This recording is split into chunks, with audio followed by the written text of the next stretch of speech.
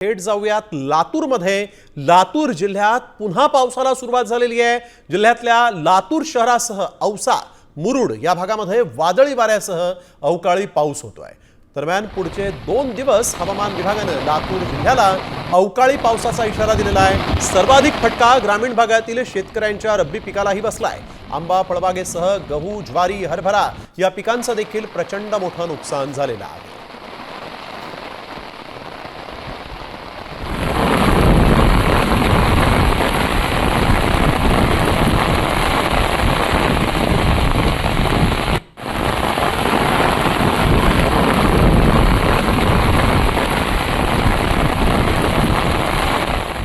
लातूरमध्ये अवकाळी पावसाला सुरुवात झालेली आहे आणि अवकाळी पावसाचा रब्बी पिकांना फटका बसणार आहे। याआधीच आपल्याला माहिती आहे की पश्चिम महाराष्ट्र, मराठवाड्यामध्ये मोठ्या प्रमाणात पाऊस झाला होता आणि त्यानंतर पिकांचं नुकसान झालं होतं आणि आता पुन्हा एकदा पावसाला सुरुवात झालेली आहे। या अवकाळीमुळे शेती पिकांचं मोठ्या प्रमाणात नुकसान होणार असल्याचं दिसतंय।